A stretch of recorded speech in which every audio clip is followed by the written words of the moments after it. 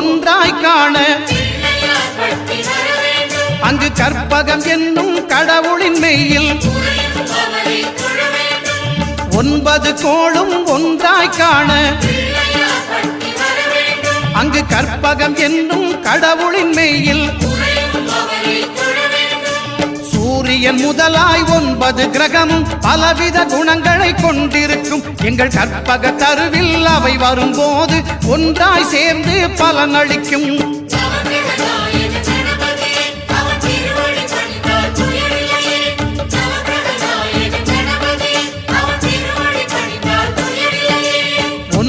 கோளும் ஒன்றாய் காண அங்கு கற்பகம் என்னும் கடவுளின் மெய்யில்